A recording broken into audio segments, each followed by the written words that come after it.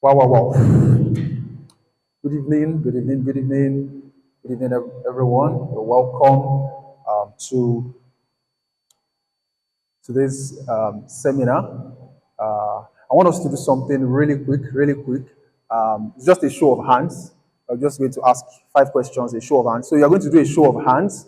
Um, put one finger down if you have used an AI tool today.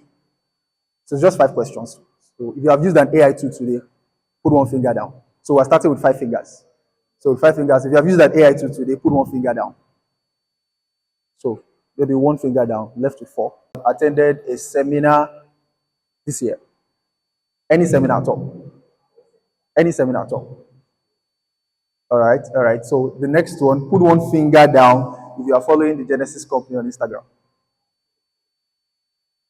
All right. The fourth one now, put one finger down if you are on our WhatsApp community. Okay, okay. To the last one, put one finger down if you have met somebody new here today. Oh, wow. One finger left. Wow, wow, wow. Wow, it deserves an award. Everything is down. Wow, I think is the what are we going to call you now? They are the real Raven fan. Thank you so much. All right, so we're getting started now. We're getting straight into the seminar right now. Just as a bit of opening, I want to say thank you to everyone. Thank you for making it here. Thank you for cutting through your calendar, cutting through your schedule, and then making it here on time. I mean, for showing up at this time of the day after a long week on a Friday evening when you're meant to be at home, resting, and then you are here, to grace this seminar with your time, with your presence. I mean, that's something to celebrate. I want you to celebrate yourselves. Just give yourself a round of applause. Thank you so much for coming. So the currencies of the future, the currencies of the future. So real quick, can I have someone, just someone, what does that seminar title communicate to you? What comes to your mind? The currencies of the future. Anybody at all? Just a show of hands and then we can pass the mic to you. Anybody? Anybody? The currencies of the future. What comes to mind? Just anything. Let me know what the first thing that comes to your mind. Money. Oh, interesting. Okay. Currencies, of course, money.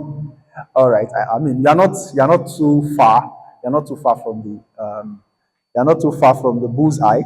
Anyways, so the currencies of the future, positioning for strategic advantage in the age of artificial intelligence.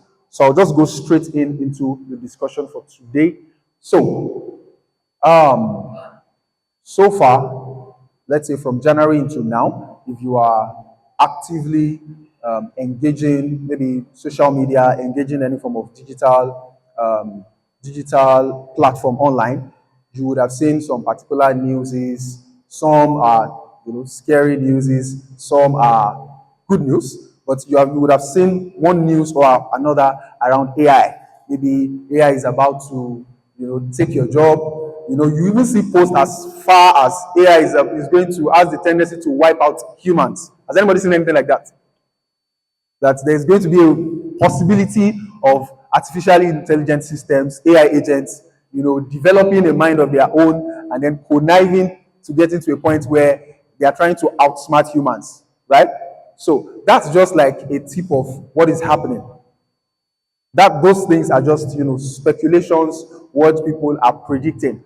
But much more than what we are seeing online is what's really going on. What's really going on is far impactful, is far deeper, is far impactful actually than what we are seeing online. As a matter of fact, what is happening right now, let me say in a matter of few years ago into now, as far back as 2023 into now, 2022 actually, from the first release of ChatGPT, let's just say 2021, 2022, till now, there's been a major wave of restructuring happening in the background. So currently we are going through, yes, it might not look like it, especially if you are in this part of the world. You might not visibly see anything shifting, visibly see anything changing, but I want to tell you a lot is happening in the background. So we are going through a fundamental restructuring of what value is and what capital is. So A lot is happening to what value means. A lot is happening to what capital means. So I like your response when you said money.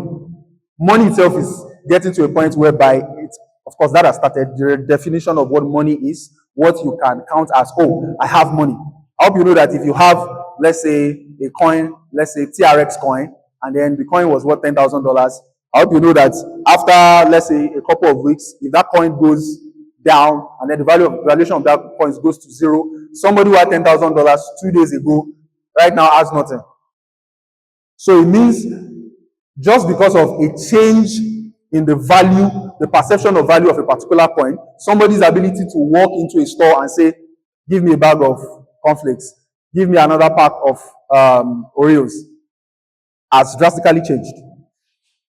Your ability to purchase, your ability to make plans, the ability of your business to actually make forecasts has just drastically shifted because perception of value has shifted. Now, this that I'm talking about is happening on a large scale, on a very big, large scale. Let me just run so that you see what it's about. So, just to give some bit of context, I watched the movie Tulsa King. I don't know if anybody else here else have watched. It's a series, Tulsa King, Sylvester Stallone. Do you know Rambo? Anybody here knows Rambo? Okay. Maybe the ladies don't know Rambo, but I know the guys will know Rambo. Everybody, oh, you know Rambo? Okay, yes. So Sylvester Stallone. So I watched the movie Tulsa King, and that movie, in the movie, he was a 75-year-old man coming out of 25 years behind the bars, 25 years in prison, and then coming back to his family, coming back to his friends. He was a gang man. He was part of this gang and cartels that just go around and then demand money from people, engage in drugs and all. So in the process of that, he got into prison and he was there for 25 years. Now, on coming back, he felt like, 25 years ago, it's still the same America. I'm coming back to the same America, just bouncing through the city. Let's see where we can. Let's pick up from where we left the old business. It wasn't like he was repentant. He just wanted to, let's continue from where we stopped. We've served 25 years. Let's use the remaining number of years we have to still do something else. And then if he met what I would call a shock, a root shock, because the world he came back to, just within 2 decades, looked totally different from what he used to know. Next slide. Yes. So the major shocks, let me just give you some examples of the major shocks. 25 years ago for him was 1997. So he came out of prison around 2022, right? 2022. Between 1997 and 2022, he got back and started saying something small, like something like a pack of sweet or a pack of cigarettes, carrying the entire world map. Like, you can show me Chicago, you can show me Toronto, you can show me Algeria on this thing. Because 1997, that was not possible. You have to go and get a map. You have to go into an entire archive or go to a library where they store maps. And then go and, okay, I'm looking for the map of Canada. Okay, where exactly in Canada? I'm looking for the map of Toronto. You have to narrow it down, and then they'll bring you, okay, we have log 1, 2, 3, 4, 5. Okay, so we have to bring it out for you, and then you have to narrow it down, and the entire world map is now on somebody's phone. He just got into the car, okay, we are going to so, I'm going to so place, and then the guy brought out his phone, and then he was totally shocked. It was a rude shock for him.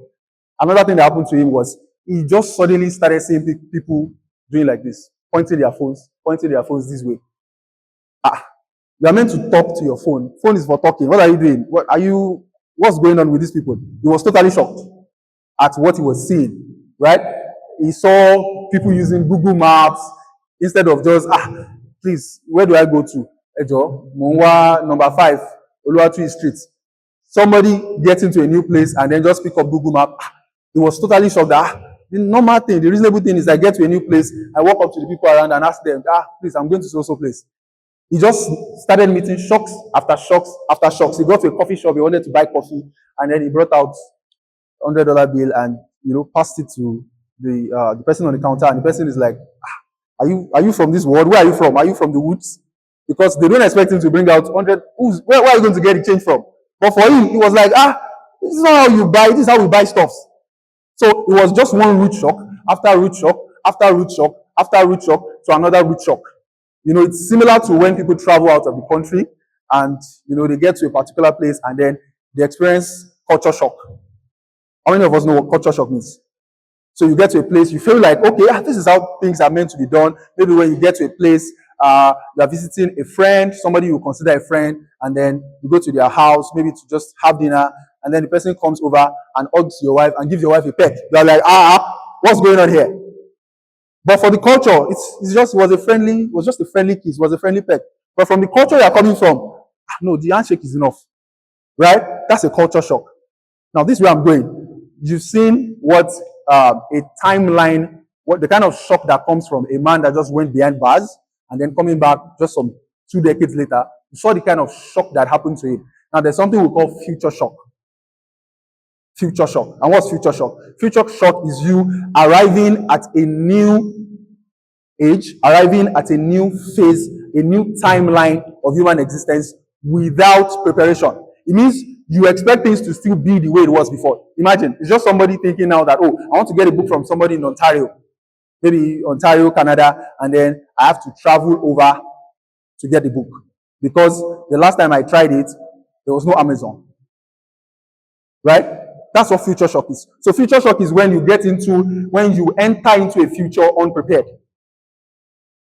And as a matter of fact, by the reason of this, major shifts that are happening, a lot of future shocks will happen. Just like Sylvester Stallone came in and then he was like, why is this like this? Why is this like this? What's going on here? That's the kind of future shocks that would happen by reason of these shifts that are happening currently. So you can actually be future shocked on one condition: if you lack the necessary preparation. I hope you know at a time, if you need to watch movie, what you need to do is go to where you want to rent movie, collect the movie, handle it with serious care, because if you damage it, you have to pay for the entire thing. Now, if anybody says, I want to watch movie, and then he's asking you, where can I get movie? They're like, you have your phone with you. So that's the kind of shock people would experience when these major shifts become full-blown. Currently, it doesn't look like anything is majorly happening. People are just like, okay, we're seeing scanty, little, tiny trinkets of news online. Oh, Google just did this. Oh, Sam Altman just did this. Oh, OpenAI just did this. Oh, Apple just released this. It looks like, something's happening, but not so much. It's not affecting anything. That was exactly how it was before the internet showed up. It was just within the space of 1994, 5, 6, 7 to the 2000s before everything just took a major sweep.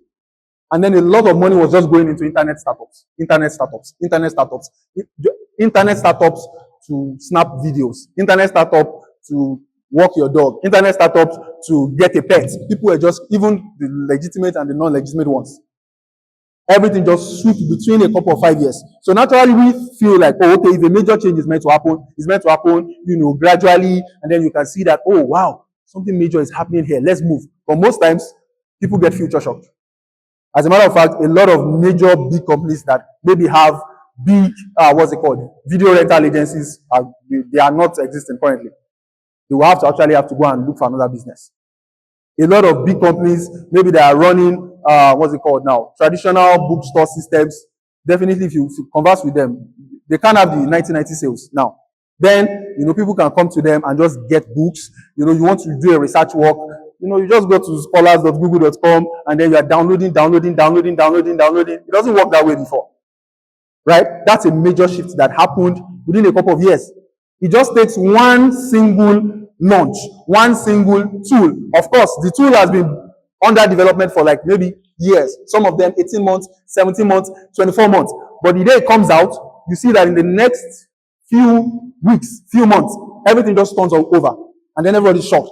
Oh, this is happening. Oh, we now have to change this.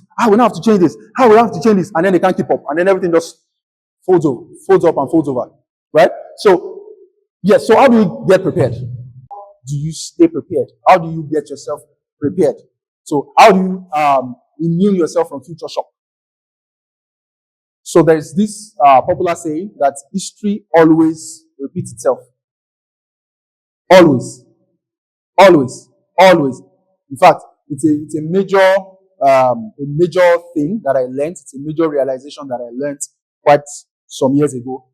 I was reading a particular article, I believe, and then I saw this, and then I just went to dig and research more into it, and I found it to be very true across all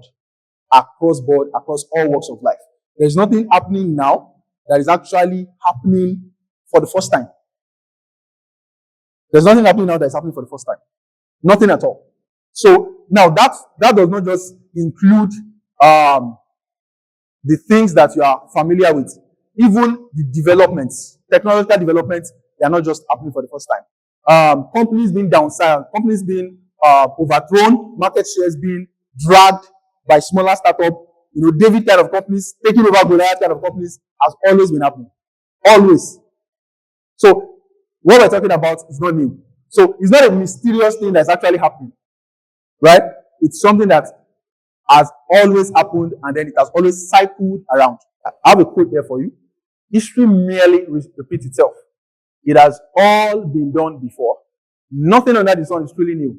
Sometimes people say, here is something new, but actually it is old. Nothing is ever truly new. This is a statement by Solomon. I mean, a renowned king of his age. As at the time Solomon was reigning, all the other empires, call it the Assyrian Empire, call it the Persian Empire, they were all weak kingdoms at the time that he was reigning. It was like the world power then. It was like you mentioning Donald Trump then. That's the level of wisdom and might that he had. It says history merely repeats itself. It says it has all been done before. Nothing under the sun is truly new. Nothing. Sometimes people say, here is something new. So when somebody comes and says, come and see this thing. This thing is actually new. It's just something that has happened before without your awareness. You were not there, or you were not even alive to see it. Does anybody here know boot cut? Boot cut. There's a trouser style. Cold trouser style. Boot cut. Anybody? Boot cut. You know boot cut? Do you know that boot cut did not show up in the early 2000s? No. Boot cut, there's what we call bell bottom. Just Google it. Bell bottom trousers. It had cycled itself like twice or thrice before the early 2000s. So the set of people that wore the bell bottoms then already passed away, and then another set of people saw it and like, this straight is too boring. Let's make it, let's make it wide, let's make it bigger. And then it fascinated them just because they've not seen it before. They think it's new, right? They feel like, oh, this is actually new, but it's not new. In any way, it's not new. So most times what we call new is just old being represented. New is old just being represented. It's just that which has happened before that is playing out again to, let's say, a different audience. It's just a recycled script. Right? So let's move fast. So if we're talking about preparing for future shock, it means we have to look into history. We have to look at the moments where these major shifts have happened in commerce, in the global landscape of things. So to understand where we are going, we must observe the pattern of where we have been. So still on that same point of studying what has happened. If you really want to understand, you don't even know what's going on. This AI thing is just looking like, it's going to take over everything. The big companies are investing 10 billion. Oracle just bought this $5 billion. This one just bought this. This company just laid off 10,000 developers. And it's looking like, I'm a developer too. I hope I'm not going to get laid off. What's going to happen? Now, this is the best way to understand what's happening. To understand where we are going, what you need to do is to observe the pattern of where we have been. And that's what we want to do in the next couple of minutes. So far, in the documented history of man, we have moved from, let's say, major 3 stages of capital, 3 stages of value, 3 stages of what we can call store of value, 3 stages of what we can call major capital, what you can actually sit down and bank on and say, yes, I'm wealthy, I have something. Yes, of course, under this we have some sub phases, some sub ages, but these are like the 3 major phases we've had. And I'll show you now. So the first one is the age of the physical assets, where everything is tied to physical things. Then the intellectual asset age came in, and then we are actually at the verge of a transition into human resource, human assets. So the age of the physical asset, I call it the age of the what. This is the age where what matters was the what. So value was what you could touch, what was physically accessible to you. What can I touch? This was the ages of, empires, Roman Empire. These were the ages where if you have land, you are boss. If you have gold, you are boss. If you have oil, you are boss. The major currency there was physical stuff. So it was land, it was gold, it was precious stones, it was oil, it was livestock, physical assets. So the game was amass as much physical assets as you can. And then the power source then were majorly just find a way to own and control these resources. It's either you find a way to own it or you find a way to control it. There's somebody called there's somebody in this documentary of the men that built America, Vanderbilt. Anybody knows Vanderbilt? Okay, thank you. The major of Vanderbilt's money was not because he owned oil. He didn't have oil. He never stored anything physical. But what he did was he controlled distribution of those physical assets. So his wealth was still from physical assets. He was building rail lines, connecting cities to cities, connecting places to places. Why? This oil is selling now. What can I do? How can I control the movement of this major resource? Since it's physical assets we want to deal with, okay, I may not be able to amass it. How can I control it?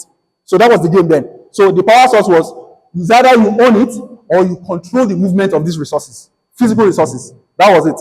And majorly, if you are not a king or you were just unusually lucky, unusually privileged to have or inherit those assets, I mean, you can't even get anywhere. Take anything. Livestock. Okay, I can travel and then go somewhere and then get a particular breed of livestock that I think will reproduce at a fast rate. Acquire, use the treasury of the land to acquire it. So the major powers then were the kings, and there may be a few people, like I said, the Vanderbilts, the Rockefellers.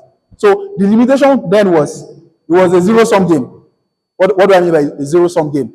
A zero-sum game is when when there is a definite amount of resource to share. When all the resource to share is this, it means if I have taken 50% of it, everybody else can only take 50%. If the king of the land owns 80% of the land, in fact, then the kings own everything. You can only just, have a piece of it to do something. So it was a zero-sum game. If you by any means there's no amount of innovation you can do to get more of the piece of the pie. It was a definite piece of pie, right? So that was the game then. It was a zero-sum game. So nobody is printing new land. Not like now that you can, meet new cryptocurrency and then, dilute the whole thing and, do all sorts of things. You can print new 1,000 naira notes. Your government can print. The US government actually prints up to trillions of dollars every 6 months, like hundreds of trillions every 6 months. You could not do this then. So the land is definitely, you can't print gold. There was nothing you could do about it. It was just definite. So your gain was ultimately somebody else's loss. So if I'm gaining this land, I'm reducing the chance of somebody else being able to get a land. That was the game then. Over time, the reign of kings, the reign of people like Rockefeller, people that could amass diamonds, amass gold, amass oil, amass livestock, the reign for so long, it was just the way things are, and then there was a disruption. And then we entered a new age where we now priced information. So that was the age where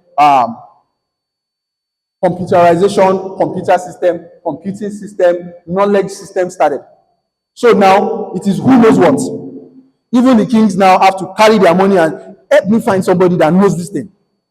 So you might not be a king and then you will be richer than the king because you have gone around, I've done for this king, I collected 1 million, 1 million, 1 million, 1 million. By the time you know it, I might be richer than everybody. There's something we used to do when we were small.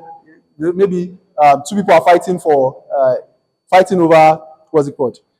A piece of bread or something, and then they are saying that the other half is bigger, the other half is smaller, and then you bring it from them, you cut the other side so much smaller than the other one, and then the person says, it's smaller, okay, don't worry, let me take out of this. You cut the other half, and then you keep cutting the other half that nobody can actually get anything till you are done eating everything. That was something that mischievous elderly people do when we were small. Anyways, so that was the game then. So we shifted to a season of knowledge, data.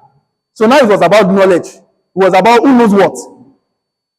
It was about data. Who has data?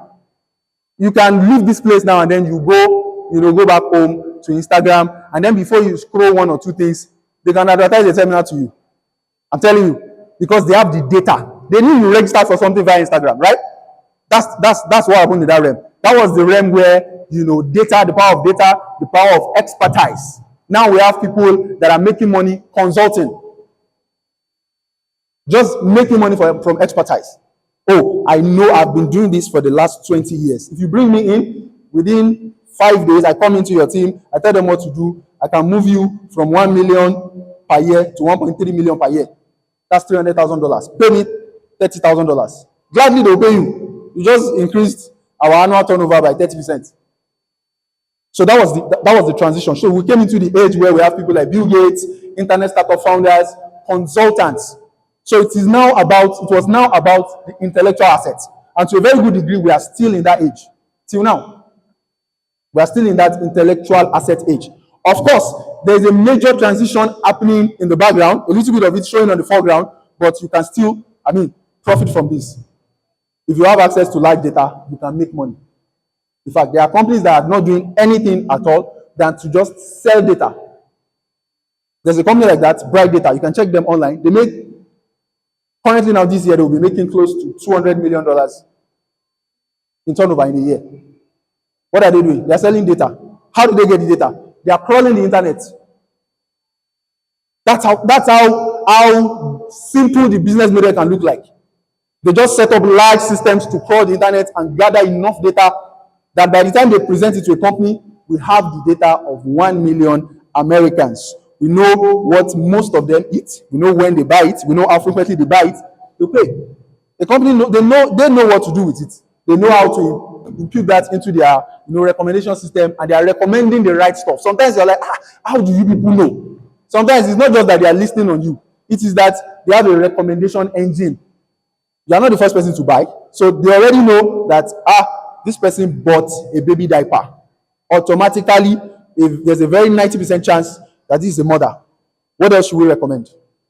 A perfect example of that is Amazon. So they recommend you baby wears and recommend you baby stuff, recommend you everything that fits the persona of a mother, and then they make their money. For Amazon, Amazon spends more to acquire a customer. Do you know? Amazon spends, if they are selling this thing to you at $20, Amazon spends intentionally. That's their strategy. They overspend. They spend like $50 to get a customer that will give them $20. Now that looks like that's a stupid strategy for an average business person. But that's the reason why they've taken over. I don't even think there's any other online retail platform that can stand beside Amazon.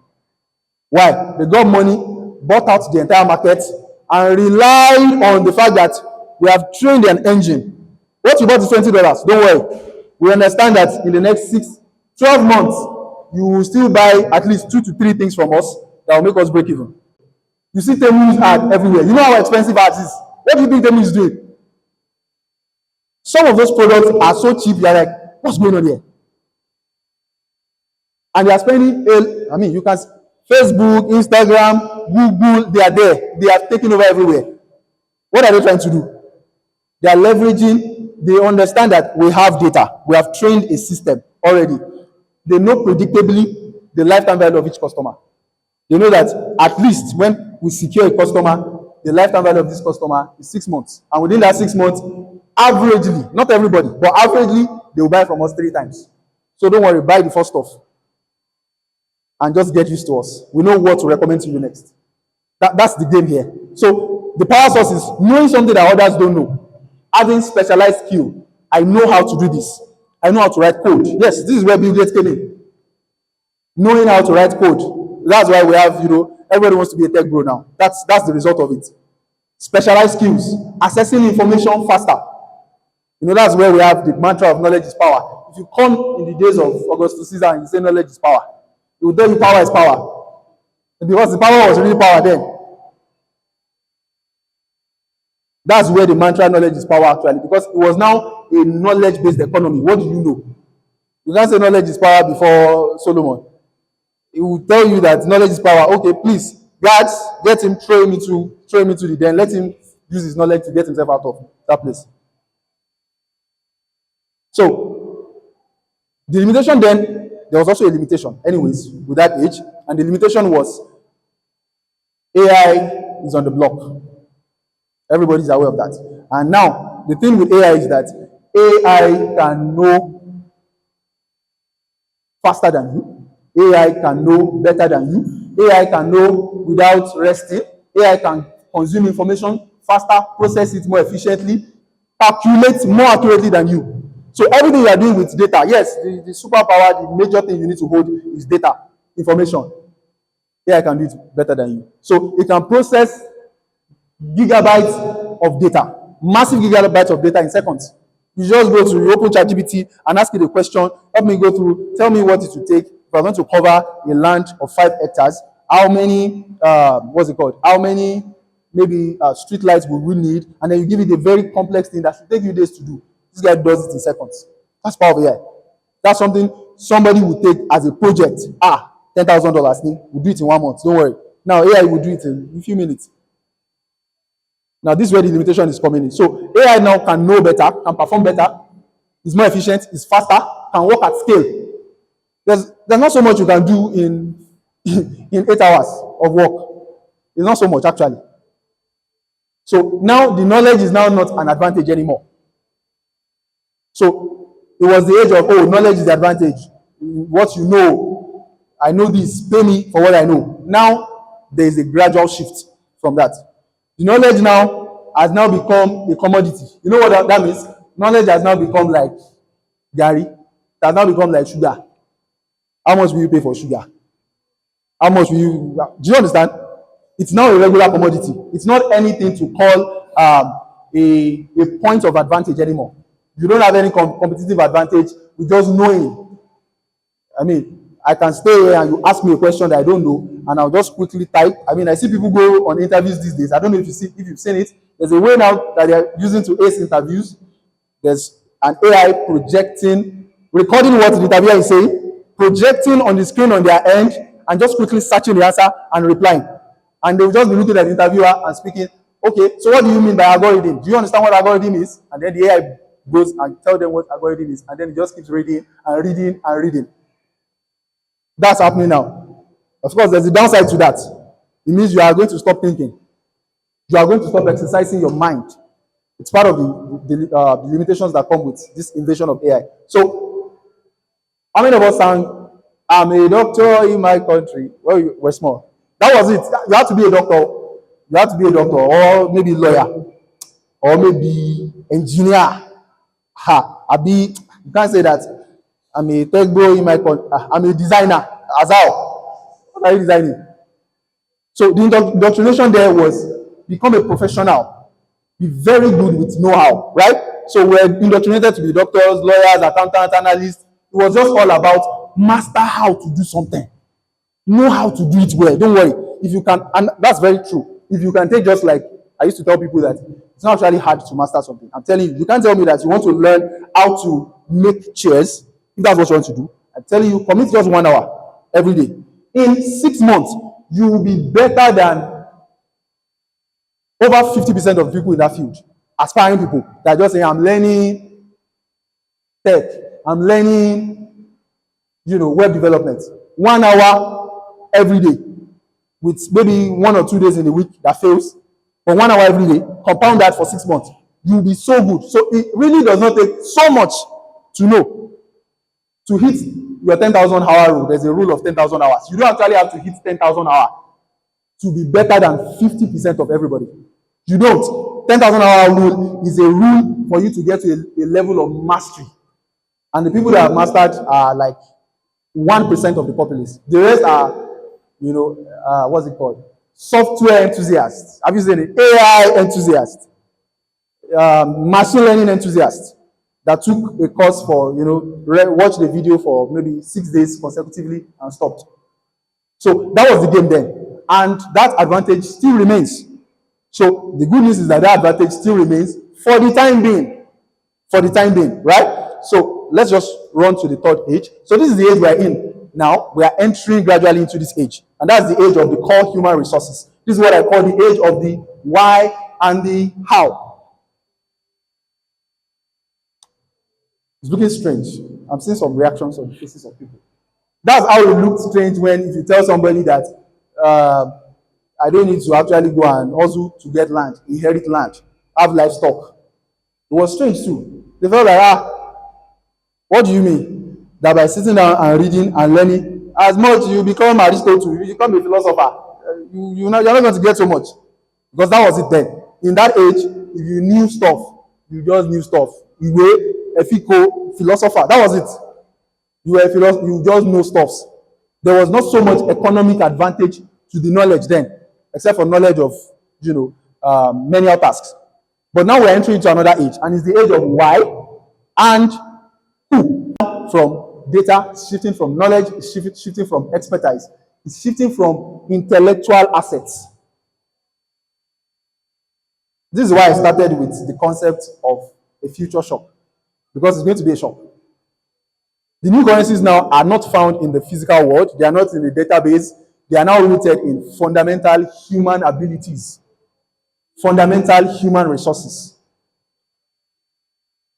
Things like intuition. Only humans can do that. Machines can do it. AI can do that. Things like conviction. Things like imagination. AI cannot imagine. It works with what you present, but it cannot imagine. AI can have the entire power to destroy a city until somebody stands to imagine that I want to destroy a city with AI. It won't do that. It does not have the capacity to imagine. Creativity, collaboration, attention, individuality. I'm just going to run through each of these currencies so that you can see exactly what I'm talking about in details. So the power source in this age that we're entering into is that these distinct human capacities are the ones that AI cannot provide. And that's the good news. This is where your preparation is. So it's not about what you own, what you know. It's now about the strength of the conviction behind what you are doing. I was in a conversation with someone recently. I said, do you know that if you go to AI and say, the fastest way to produce a Seaway bottle is to actually do it in US, and then you send it into ChatGPT. You know the response? Yes, that's a very profound statement that you made. It's actually backed by research that when you go to countries with good lights, with good infrastructure, you produce at very minimal unit economics. You enjoy economics of scale, economics of economics of scale, and then you get it produced at a cheap cost. After it's done with that, just tell it, oh, actually, that's not actually what I mean. I meant Nigeria. It's going to say, oh, I'm sorry. Actually, it's true. When you go to a country like Nigeria, you actually have access to employ people at a very cheap rate. 10x what you do in America. AI has no conviction. AI has no reason why it's giving you that answer. None at all. In fact, I think ChatGPT is top of that list. I think Claude is a bit better, but ChatGPT can turn around 10 times in a row. Yes. And that's the loophole. That's what you have. You will not find it. So the major thing here now is strength of your vision. The authenticity of your perspective. Oh, everybody is doing this. Why are you doing this? What unique perspective do you have? Because you grew up in a place where the temperature every single day was nothing less than 50 degrees centigrade. I tell you, the way the person sees the world is different from you. And that is a leverage. Let me just run. So in this age, we are looking at key players like media influencers. What's it about media influencers? Majorly them, the human resource. We have seen AI startup founders. So this is on the end of people that know the power of collaboration. You will see on the previous slide, collaboration. It's one of the capital. So collaboration with AI or collaboration with humans. That's part of the major currencies for this season. So this is what you might have seen this recently this year. A major US company signed a $1 billion deal. $1 billion. But with KB Lane. You can check the guys on TikTok influencer. His name is KB Lane.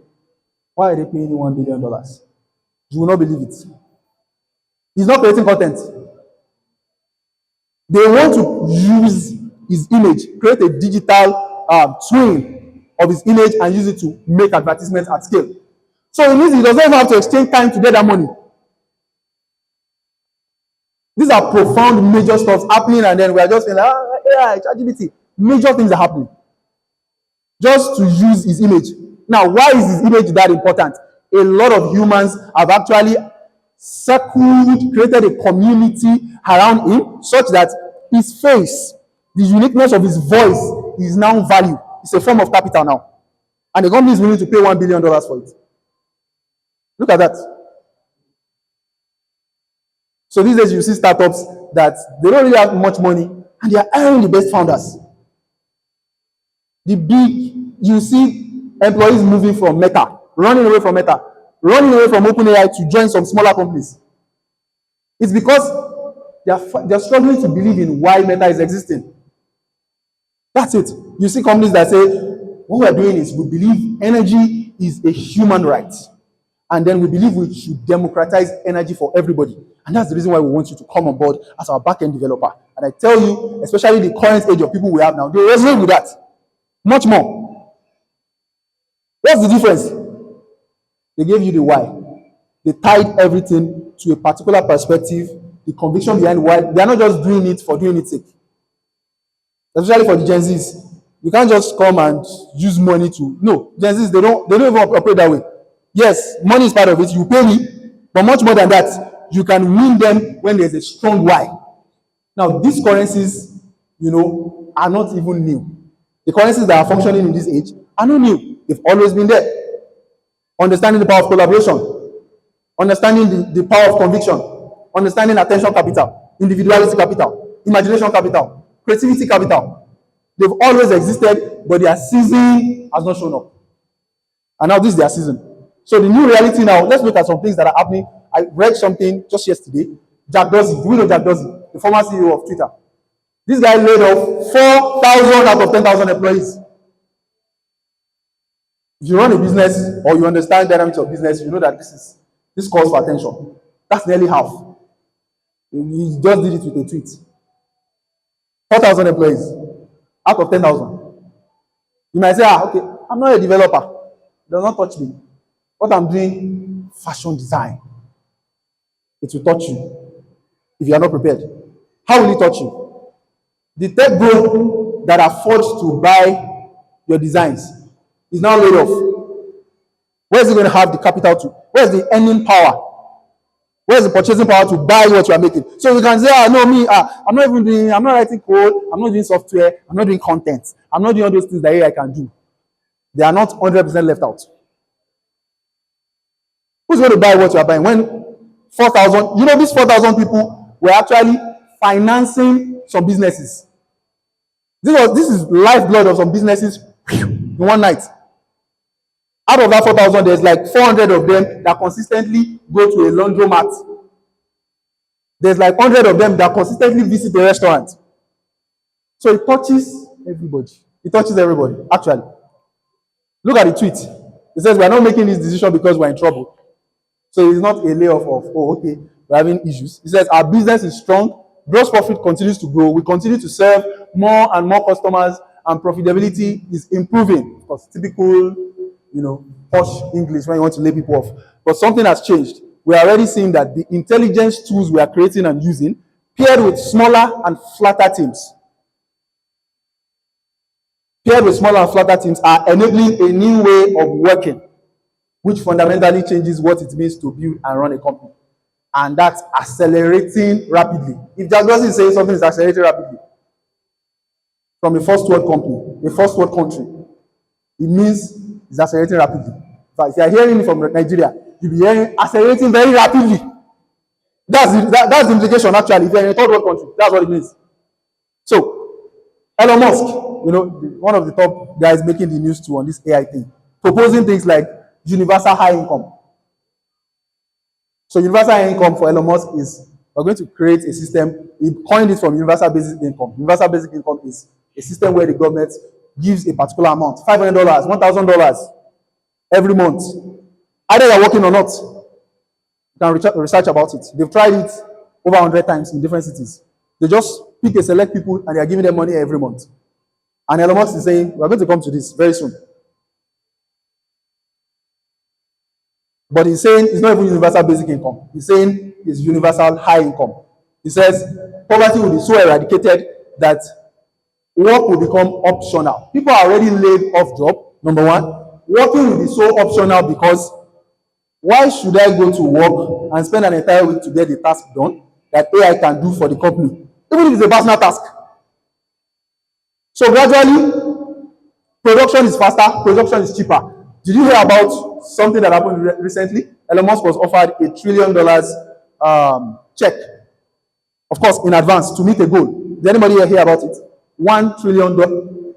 That's mind blowing.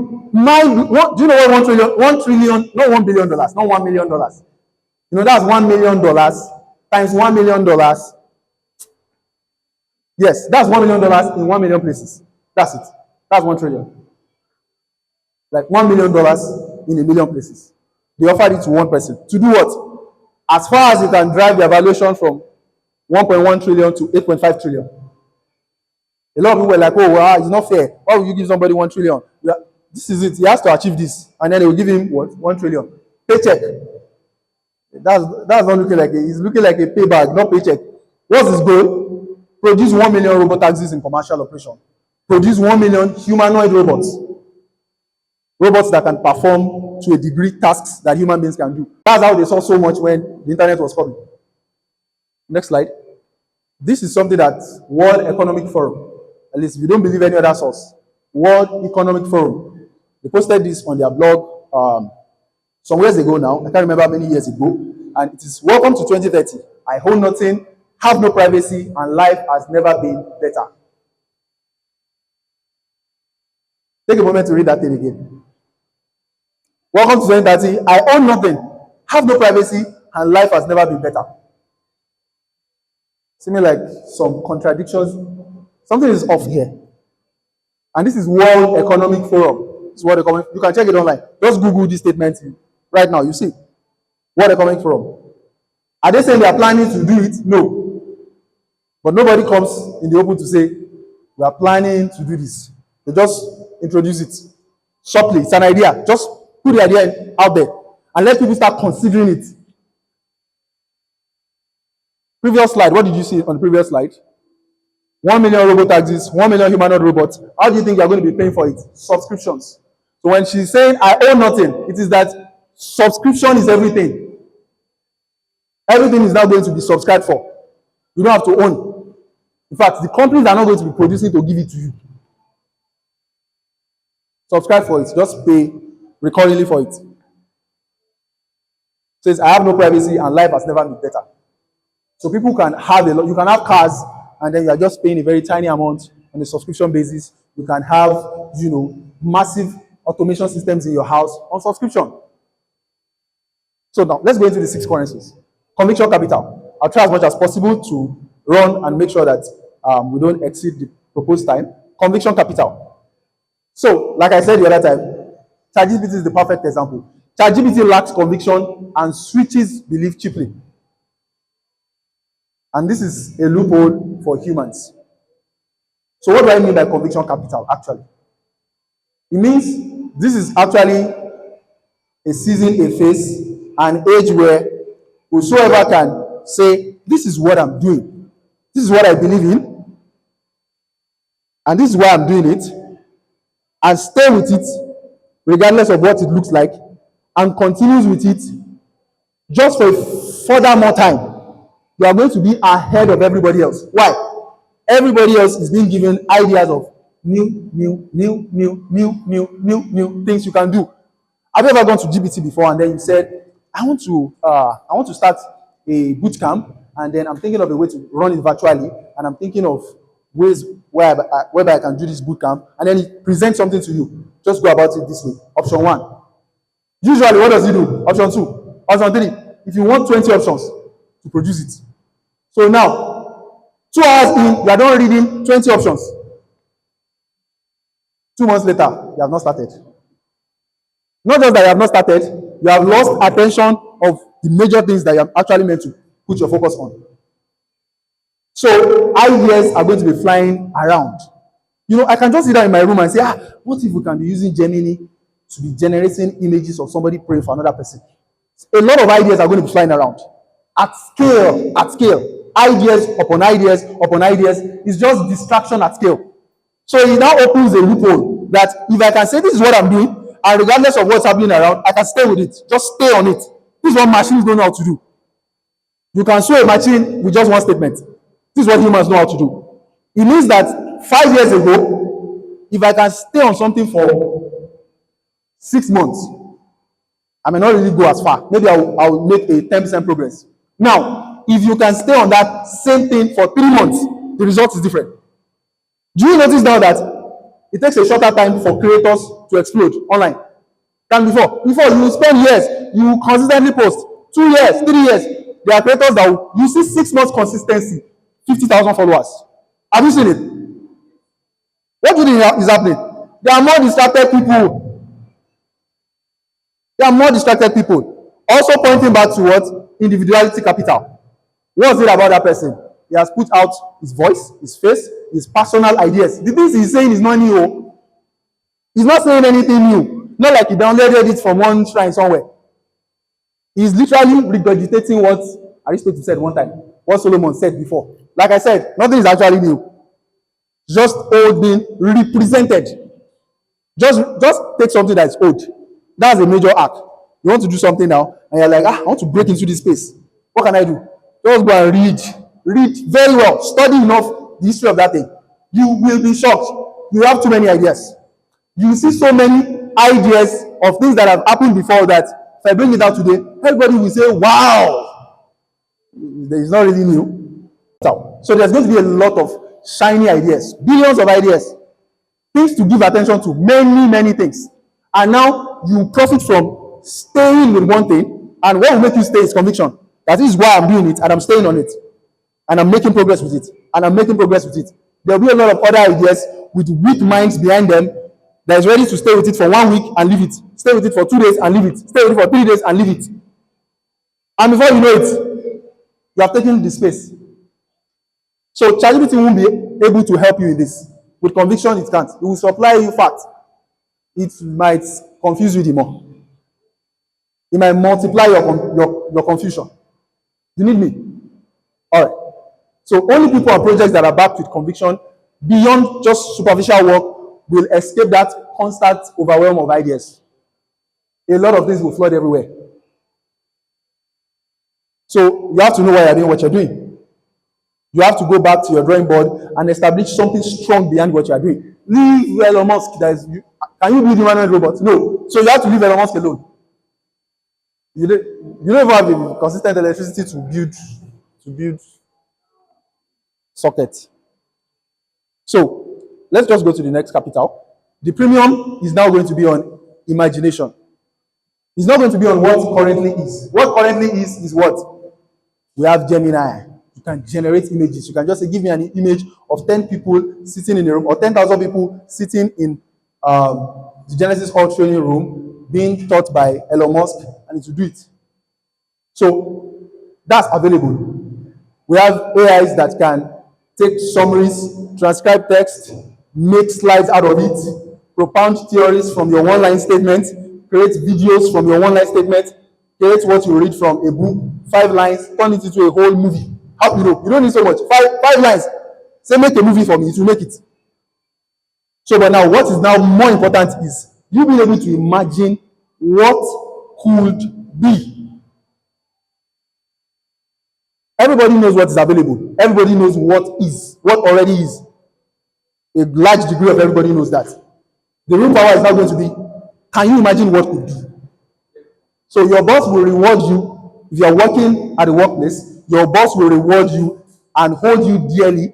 And that's the person that can bring more than technical skills. I was speaking with somebody recently and I said, these days what people know how to do is, I can drag and drop. I can click so button on Figma. That's like bare minimum. Your boss is looking for somebody that is able to see possibilities with these tools. Why? He's busy dealing with legal issues, dealing with finance issues. He's dealing with investors. His wife is pregnant. He has a lot to deal with. So there's one young guy that came in, and then this guy knows this is how this thing can apply to what we are doing. You are the guy who will not fire. He will fire you last.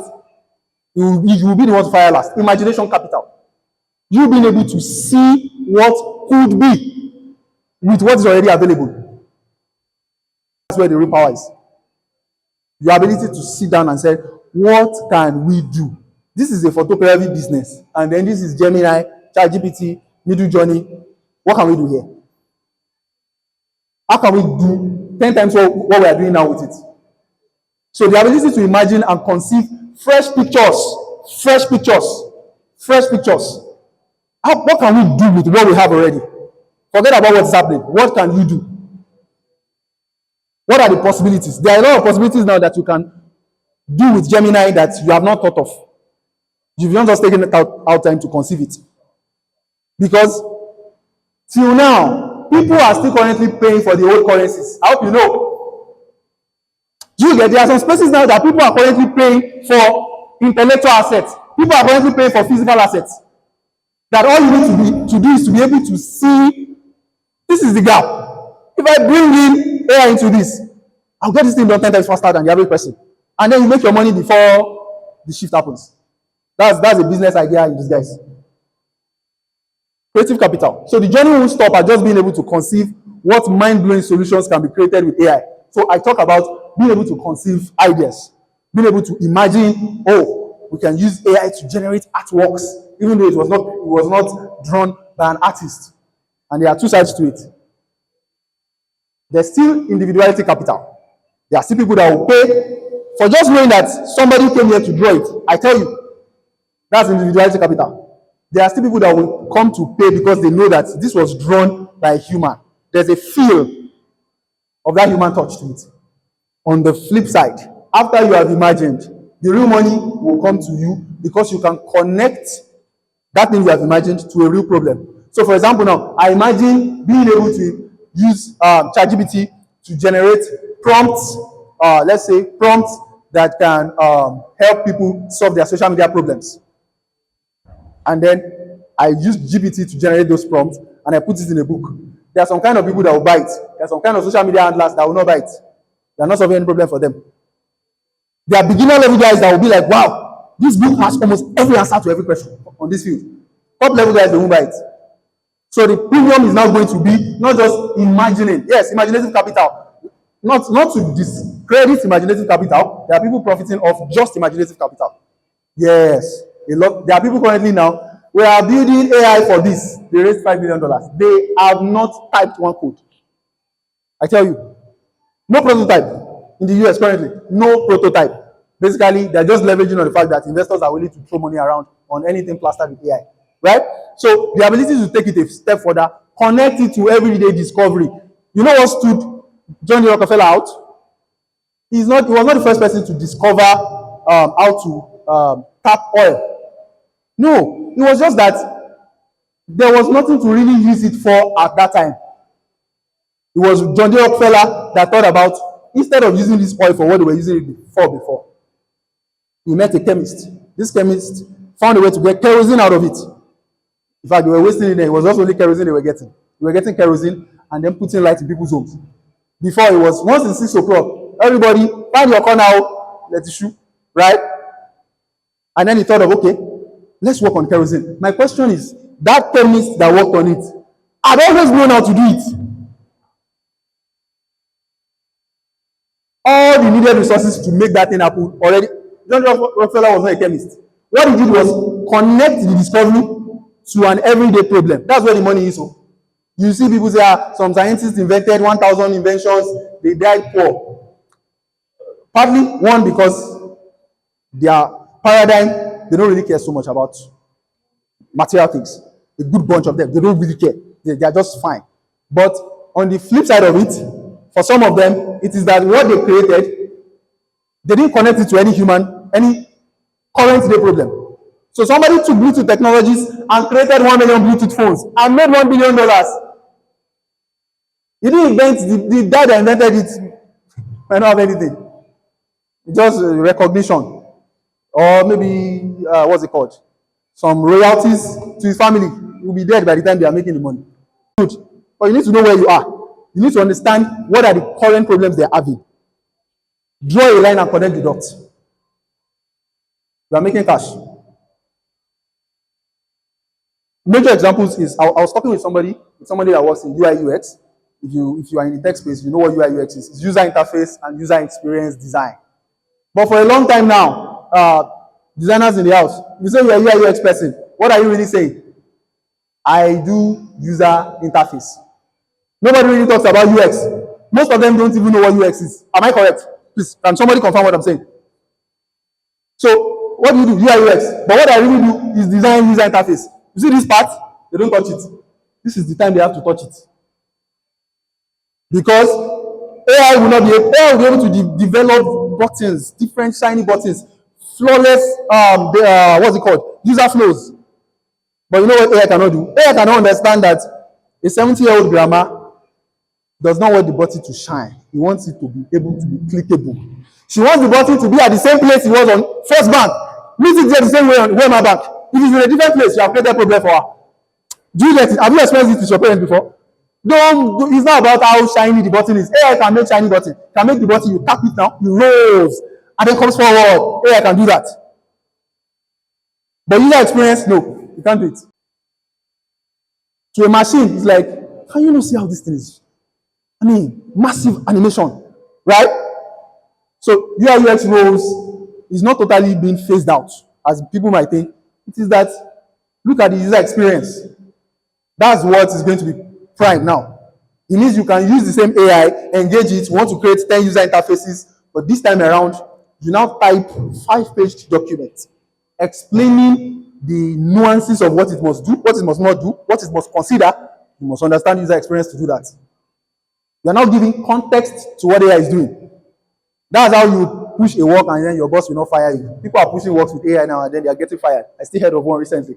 So user experience for the aged, that's like a very good example. Collaboration capital, number 4. So it's going to be an age where people will be highly tempted to go solo. What you needed people for before? Everything in my room. Design, content. You can do it in your room. And there's that slight temptation to now feel like, I don't need, I can just do it by myself. Collaboration capital here is now not just collaborating with AI alone, collaboration with humans. You can bank on this. Collaboration with humans is going to be priced. Why? Breakthrough ideas now are now going to be a result of combined brain power laced on AI. AI is powerful, but it's going to be more powerful when 3 people join brains together to work on AI than just saying, I can do everything. I have all the tools. I can do everything by myself. In fact, if you are building anything, you should be thinking about collaboration. You are building real estate platform. How can we inject collaboration? You are building, what's it called? Payment platform. How can we inject collaboration? This is the age where somebody in China and somebody in Nigeria will be working on a project, AI assisted, both of them giving ideas, rubbing minds together. It has been happening before, but now it's going to blow up so much that some of the companies that will blow up will be majorly profiting from creating technologies that help people seamlessly collaborate. Collaboration capital. So combined brain power. So collaboration here is not just human plus AI alone. It is human plus as many humans possible laced over AI. The result is going to be geometric, exponential compared to what one person can do. I mean, imagine that it was one person that planned this seminar.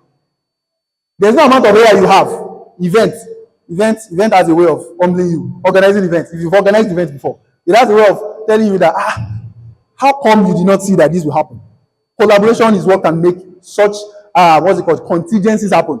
That you can solve things on the go. Right? So, we're still on collaboration capital. So the scarcest resource will not be information. It will be attention. The power to hold people's focus. Oh, sorry, this is attention capital. Sorry, that's a mistake. This is attention capital. Yeah, that's attention capital. Yeah. So that's number 5, attention capital. The scarcest resource will not be information, it will be attention. I said already that people are going to be more distracted than ever. More distracted than ever before. You can bank on it, you can create business models with that.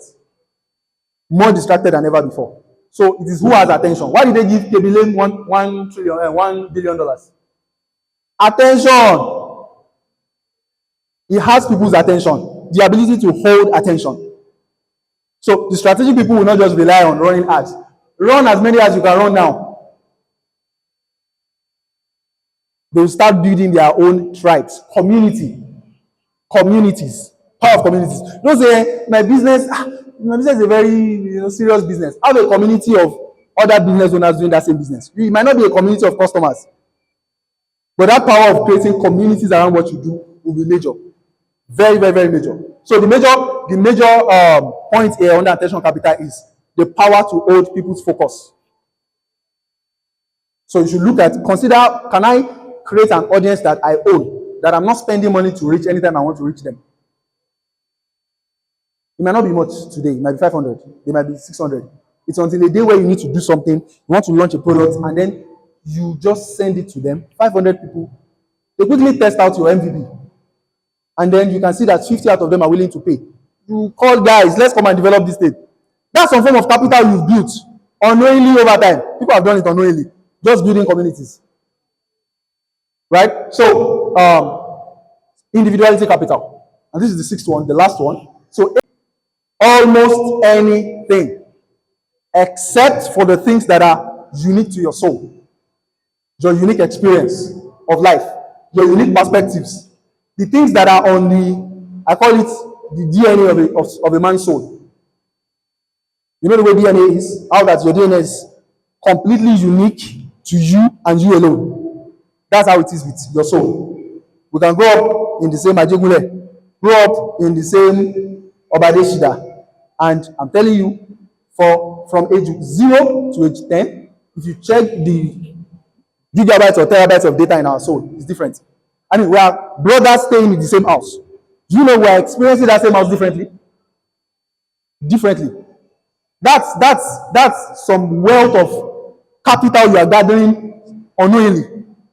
There are people here that they have a very unique perspective to what schooling is. In fact, not schooling, what learning is. Not because they wanted to learn it, but just because there's a part of their journey where they met somebody who had an unusual, unconventional learning experience. The person did not even go to school, but the person had an experience that is a transfer from what I said already, a time before now, that he got maybe a grandmother herself. And then the person got a very unique perspective, and that unique perspective, just go and read up stories of startups. Go and check how they come about, what they come about. Look at the fundamental ideologies behind it. You see them pick it up. And when I was 7 years old, I just had this particular experience. Some of them damaging experiences. Some of them just experiences that they had without even thinking so much about it. So this is the time to dig deep into what's unique about you. Do you know that something as small as consistently putting your voice, maybe in a podcast form, consistently over time, just something, it registers your voice. If that voice comes out somewhere, people know that, oh, it's this. If in the speaker now I play the voice of Salem King, you know, that's Salem King. Imagine how many people are in the world. Are you saying that's the only voice that looks like that? It's the only voice that looks like that is prominent, that you know. That's somebody harnessing. So your individuality capital is as tiny and detailed as how you look. Is as tiny as detailed as your voice, the uniqueness of your voice. Is as tiny as something unique about your soul. You can do a study, on just what the human soul, the capacities of the human soul, what the human soul has as an advantage over AI. You see too much. You just see so much. So the things that are unique to your soul, the things that are the DNAs, your own personal DNAs, build things around that. It doesn't have to be an app. When we say build things, it doesn't have to be an app. When we say build platforms, I hope you know that platforms doesn't have to be an app. Do you know that anything that takes me, if there's a gully here and I need to go from here to here, if you place a plank here, do you know it's a platform? Why? It's connecting me between here and here. Anything that creates an interlink of time difference, interlink of space difference, interlink of education difference, information difference is a platform. It can be a WhatsApp page. It's a platform. So you don't need developers. At the start, you don't. As far as it's connecting something to something, it's a platform. It's making something happen. You are connecting a law practitioner in Nigeria to a law practitioner in China. As simple as that. And you are doing it on Discord. It's a platform. So when I say big platform around your unique human capacities, that's what I'm talking about. So don't think, oh, we have to build this software, that software. No, it doesn't really have to be that. So AI will beat the best of humans at the human brains at the game of efficiency. It will beat you with efficiency. To do it more efficiently. It will beat you at speed. It will beat you at accuracy. What else is left? To do it more accurate, to do it faster, to do it more efficiently. So there's no point struggling with the machines. You have something the machines don't have. That's what you are looking into. And that's individuality capital. All right, so this is where we'll wrap up. In the coming, it's a seminar series, anyways. So in the coming series, we'll now take a better dive. I know I took a quick sweep through all the currencies. We'll do a better dive into each of those currencies, one after the other. Imagination capital, communication capital, creativity capital, individuality capital, attention capital, collaboration capital. We'll go into them. So an entire seminar is going to be on one of them till we are done with that series. So that's what we're going to be doing subsequently right now. We want to do something quickly. It's been a time already. I believe you had a nice time. I believe you got things already here. And if you have any question at all, we just have a few minutes to take questions, attend to questions. You can just signify, and then we would just pick numbers, and then would address the questions. Any questions at all, just signify, we'll address them right now. And while you are seated, just check your phone. In a couple of minutes, less than 3 minutes, an email will come into your phone right now. It's an email with a link. Check the link there. It's a link to our community on WhatsApp community. Just on your phone right now, you can just check it. You get an email right now, a blast to enter into your phone right now. You can join the WhatsApp community. When I asked how many of us were in the WhatsApp community, I think the hands were quite low. So we have prepared for you. We have planned for you. So you get an email right now. If you registered for the event with your email, you will get that email. So you can join the community with it. You can also follow us. This is our handle. Genesis Company is the proud host of this seminar. You can follow on any of the social media platforms at the Genesis_HQ. So for questions, any question at all, anyone with any question, before we take the wrap-up session, and then we'll call it an evening. All right. Can we have the mic to him? It's working. I'm just speaking. Yeah. Good evening.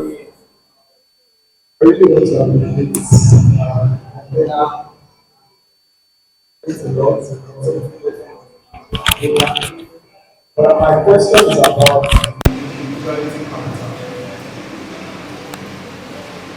You mentioned something about individuality capital, and you explained what it means.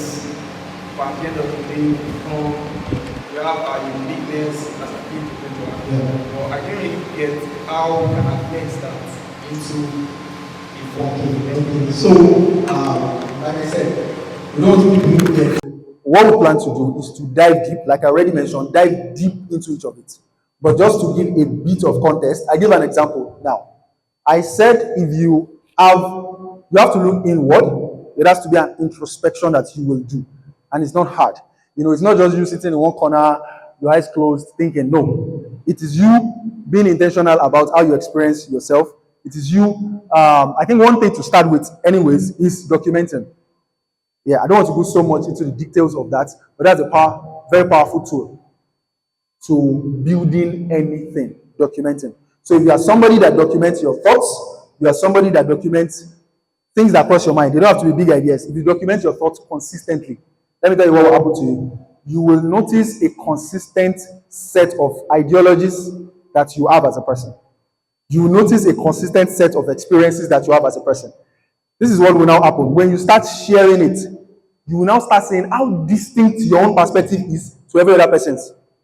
And when I say distinct, when look at it, my fingerprint and another person's fingerprint looks extremely similar until you put it on a machine that can tell the difference, right?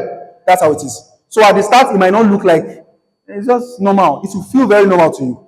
But when you start with documenting, I don't know if you practice taking notes, documenting. And when I say documenting, it doesn't have to be, flashy kind of documenting. It doesn't have to be esoteric kind. It's just something that you do. You document ideas that come to your mind. I'm sure that there's something you are doing currently. You have a work or a business or something you are working on, a project that you're working on currently. How much of documentation do you do? So, because the human soul carries so much that You cannot sit down at once and take a good look through it in one sitting. One of the major ways you will trap down content of your human soul. Think about it. If we are recording this entire place now, even if you are using a digital camera or a phone, we are talking about gigabytes of data. Everything we are seeing now. Imagine the kind of gigabytes is in your soul. It's a lot of information. Since when you were 1, 2, 3, 4, 5, 6, to this age, it's a lot of information that you cannot at one point sit down and say, I want to get it. No.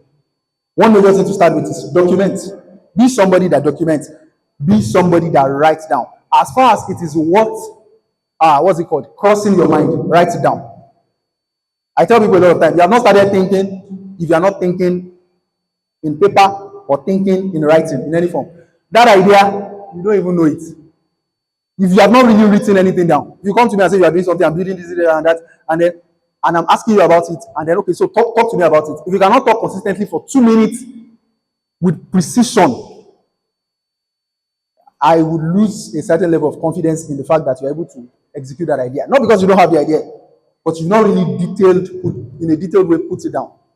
So one thing I would say to start with, there's a lot under that place.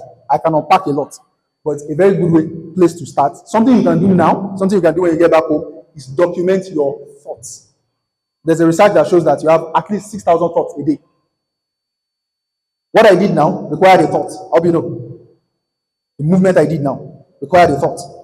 Documenting. So when you document a lot, what would happen is you can easily trace patterns when you write.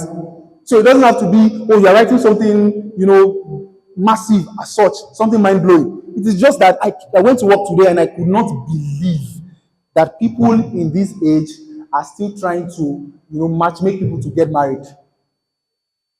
Now, all you felt was an emotion of disgust. What's that? Why were you disgusted? Those thoughts are there. Once you put pen to paper, you see it flowing. Or it doesn't have to be paper, it could be keep notes, it could be Notion. But once you start putting it down, it will start unfolding. The reward of that is not going to come necessarily that day. It is that you documented your thoughts over a period of 30 days. Just go back to it. You will be amazed at what you will notice. You start seeing patterns that it will so fire you up that you wake up the next morning and you are walking like you are different from everybody in the room. You just know something about yourself that nobody else knows. So documenting is a place to start. There are a lot of things under that. I mentioned something now that if you find something individually unique about you, find create communities. To create a community is not much, but you would not even create communities if there is no conscious, definite register in your mind that this is unique about me. There are people here now that will say that I'm not actually the kind of person that go out. How did you know? You came to a realization at a point and you told yourself. That was what happened. So without that conscious effort of documenting your thoughts, that's the best way to register things in your mind. I don't know if you do this when you were young. Anybody here that your best way to read and pass an exam is to write when you are reading? What do you think that writing does? It creates a double layer of what is like two-factor authentication. That thing is registered more in your mind. And then it doesn't have to be the grandest thing. I think that's just the major thing I want to say. Just start with documenting your thoughts. You have a lot of thoughts. So I told you, so it's scientifically proven. You have 6,000, at least, it may be more, at least 6,000 thoughts every day. Every day, 6,000. They might be micro thoughts. There are major ones in them. Start documenting. Start documenting. Start documenting. You start noticing patterns. You'll be writing and you'll be seeing yourself remembering that, I wrote something like this the other day. You will discover things about yourself that you've not discovered before from just writing down. Things about you that you yourself don't know from writing down. So start with writing. Some people call it journaling. Yes, journaling. That's why some people do diaries. Of course, people do diaries for diary's sake. But that's part of what it should do to you. So when you do that, those things that you notice, like I said everybody in this room is experiencing this room differently. So your note, even though it's the same room, is going to be different from his note, different from his note, different from his note. The note of somebody that came into this room with an empty stomach is different from the note of somebody that came into this room with a running stomach. I tell you, it's different. The urgency of living is different. Somebody wants to leave now. Somebody wants to go to the toilet. Somebody who has been abused, beaten in an abusive manner for not doing quantitative reasoning has a very different perspective towards mathematics and stuff like that, especially if you look at how you handle it moving forward. Am I correct? Yes. So this is where you start noticing the individuality capital. It doesn't have to, it won't look like an out of the world experience. My fingerprint is not, it's looking like your own. Until you put it there, you see that it's a different thing. So documenting. I can unpack other things, but documenting will give you even much more than what I will say now. You will find out things that, I would not even know that you can apply by yourself. But if you come for the seminar on individuality capital, we'll have one on just individuality capital, then we can unpack and go deeper into it. I hope I answered your question. All right, thank you. All right, any other one before we wrap it? All right. So, just briefly, quickly, I don't know if anybody got an email already. You got an email. Great. Mission accomplished. So, thank you so much. Thank you for coming. We have refreshments there for you. I can see that some people are not aware. You're not paying for it. They're just refreshments that you can take. Before you go, I want you to do something. Meet somebody. Just meet somebody. Collaboration capital. We can start applying it here. Find somebody that you can speak to. A new face that you don't know, reach out to them, get their contact, ask about what they do, see ways by which you can collaborate with them. And then till the next time, see you the next time.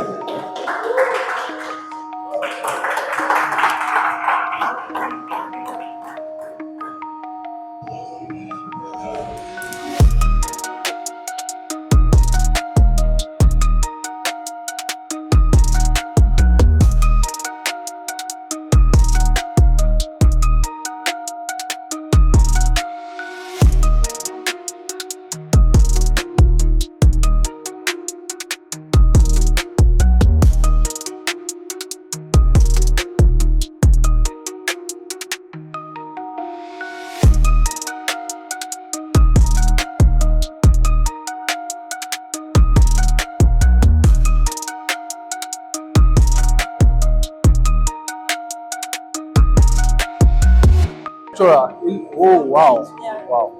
Nice to meet you, sir. You just popped in my heart. Oh, on IG, yeah. We ran a particular. Awesome. Your name is? Sorry.